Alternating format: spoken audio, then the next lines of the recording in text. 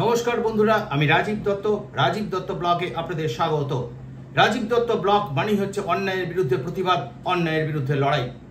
আজ যে বিষয়টা আপনাদের সামনে নিয়ে উপস্থিত হয়েছি, আপনারা জানেন যে অনেকেই ইতিমধ্যেই দেখেছেন যে মণিপুর গিয়েছিলেন প্রায় 2 বছর পর।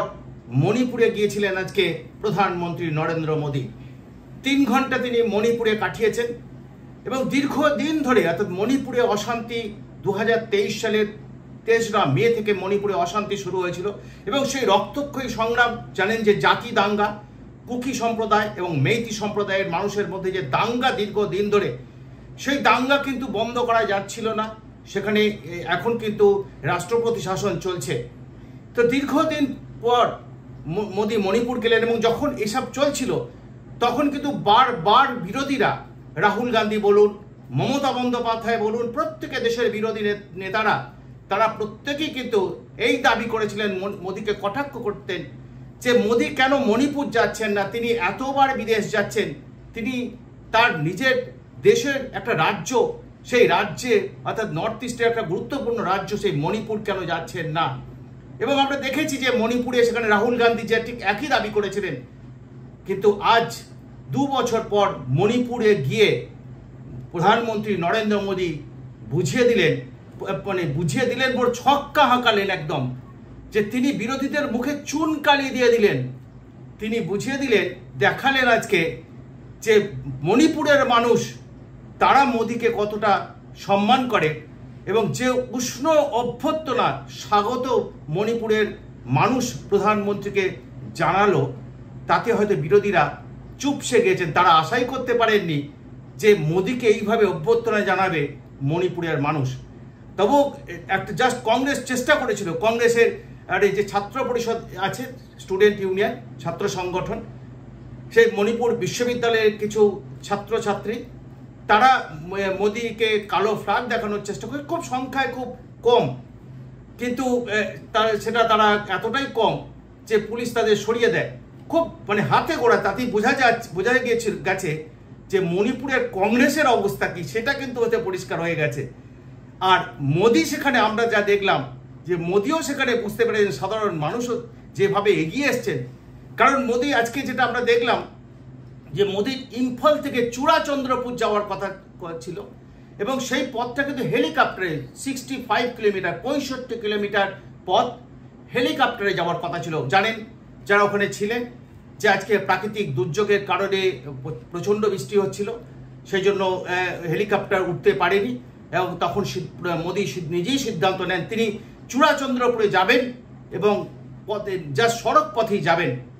সেই সড়ক পথে যাওয়ার সময়, যেটা মোদী নিজেও বলেছেন, যখন চূড়াচন্দ্রপুর সব থেকে উত্তেজনাপূর্ণ একটা জেলা ছিল, এই চূড়াচন্দ্রপুরের কুকি সম্প্রদায়ের মানুষের বস, এবং এটাই এখানে গোলমাল সব থেকে বেশি হয়েছে। এবং আমরা যে আরো কিছুদিন আগে পর্যন্ত গোলমাল হয়েছে সেখানে, সব এই চূড়াচন্দ্রপুর নিয়ে একটা প্রশাসনের কাছে মাথা ব্যথার কারণ ছিল।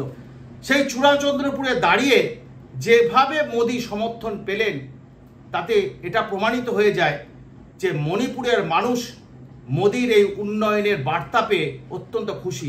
এবং মোদী নিজেও বলেছেন যে তিনি আজ যদি এই যে হেলিকপ্টারে যদি যেতেন, তাহলে বুঝতে পারতেন না যে মণিপুরের মানুষ তাকে কতটা সমর্থন করছে, কতটা আশীর্বাদ করছে, কতটা কি সুন্দর উষ্ণ অভ্যর্থনা তারা জানাচ্ছেন, এটা তিনি বুঝতে পারতেন না। কারণ সড়ক পথে যখন যাচ্ছিলেন, এই 65 কিলোমিটার পথ, সেই দীর্ঘ পথ তিনি গাড়িতে যাচ্ছিলেন, সেই সময় দেখেছেন রাস্তার দুপাশে জাতীয় পতাকা নিয়ে স্কুল কলেজের ছাত্রছাত্রী তারা যেমন ছিলেন, ঠিক একইভাবে সাধারণ মানুষও তারা রাস্তায় এই জাতীয় পতাকা নিয়ে দাঁড়িয়েছিলেন এবং সবাই কিন্তু মোদী জিন্দাবাদ, মোদী জিন্দাবাদ এই কথাটাই শোনা গেছে স্লোগানে।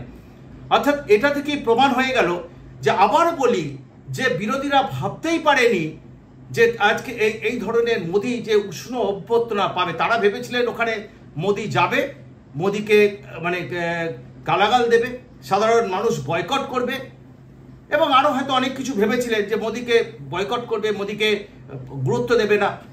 কিন্তু আজকে পুরো বিষয়টা ঘুরে গেছে। মণিপুর কিন্তু আজ বুঝিয়ে দিল তারা মোদীর উন্নয়নের সঙ্গেই আছে, মোদীর মোদিকেই তারা সাথ দিতে চায় এবং তার জন্য আজকে সারা মণিপুর মোদির এই মণিপুরে আসা এটাকে তারা স্বাগত জানিয়েছে এবং মোদিও কিন্তু খুশি এই অভ্যর্থনা পেয়ে, এতদিন পরে অভ্যর্থনা পেয়ে। এবং যার জন্য মোদি আজকে যখন ভাষণ দিচ্ছিলেন তিনি বারবার একটাই কথা বলেছেন যে উন্নয়ন করতে গেলে শান্তি আনতে হবে এবং বিভিন্ন সংগঠন তাদের সঙ্গে কথাবার্তা চলছে, আলোচনা চলছে এবং তিনি আশাবাদী যে অশান্তিগুলো সেগুলো চলছে সেগুলো আস্তে আস্তে কেটে যাবে।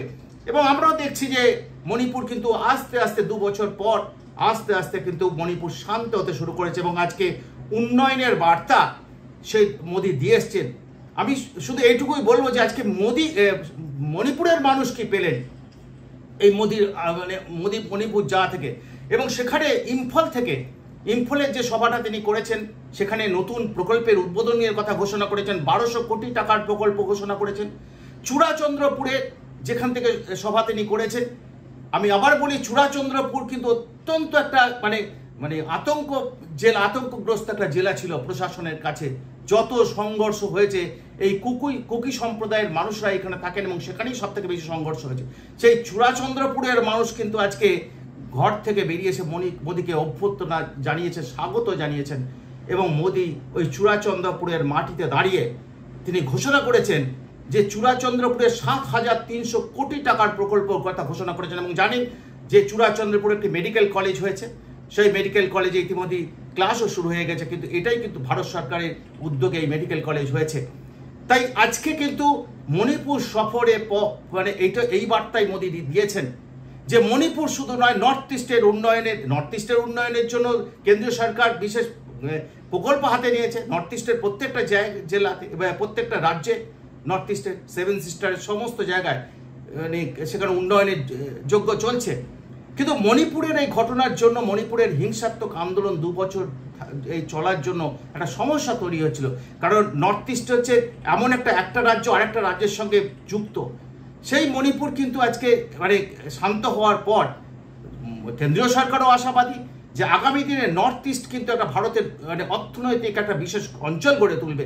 এবং আজকে মোদিও সেখানে জানিয়েছেন যে কিভাবে রেল যোগাযোগ সেখানে তৈরি হয়েছে। যেমন আপনার জিরিবাম ইম্ফল যে রেল, সেই ইম্ফলের সঙ্গে রেলের নেটওয়ার্ক, সেই নেটওয়ার্কের সঙ্গে সারা দেশের নেটওয়ার্ক জোড়ার কাজ চলছে।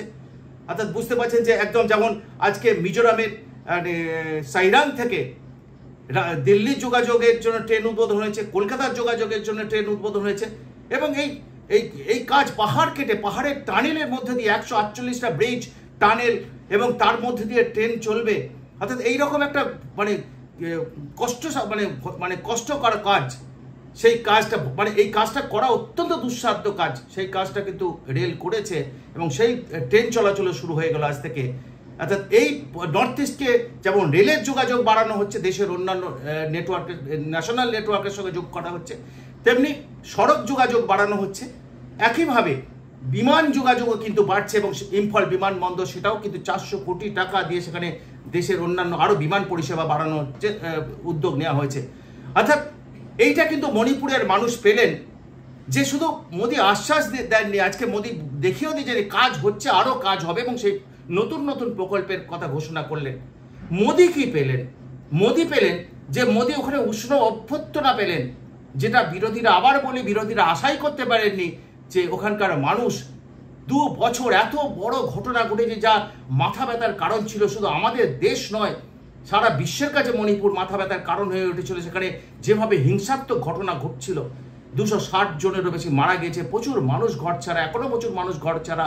আমরা দেখেছি যে ঘর জ্বালিয়ে দেওয়া হয়েছে, দুটি সম্প্রদায়ের মধ্যে যেভাবে সংঘর্ষ হয়েছে, সেই সংঘর্ষ কিন্তু এখন বন্ধ হয়ে গেছে। তাতে আশা করা যাচ্ছে যে আরও কিছুদিনের মধ্যেই মণিপুর কিন্তু আরও স্বাভাবিক হয়ে যাবে এবং রাষ্ট্রপতি শাসন উঠে যাবে, উঠে আবার একটি স্বাধীন যে সরকার, একটা সাংবিধানিক সরকার, সেই সরকার তৈরি হবে। কারণ মণিপুরের যে বিধানসভার মেয়াদ সেটা 2027 পর্যন্ত আছে এবং বেশ কিছুদিন আগেই আমরা জানি যে বিজেপি যারা নেতৃত্ব আছেন তারা উদ্যোগ নিচ্ছেন। ওখানে বিজেপি, যেহেতু বিজেপির আপনার সরকার ছিল, বীরেন সিং তিনি মুখ্যমন্ত্রী ছিলেন, তাকে পদত্যাগ করতে হয়েছিল। তাই আবার একটা সরকার হবে এবং বিজেপির দাবিও করেছে যে ওখানে আবার একটা নির্বাচিত যে সরকার ফর্ম করা হোক, সেটা হয়তো মোদি এই যাওয়ার পরে কিন্তু আবার পুনরায় সরকার গঠনের কাজ শুরু হয়ে যাবে।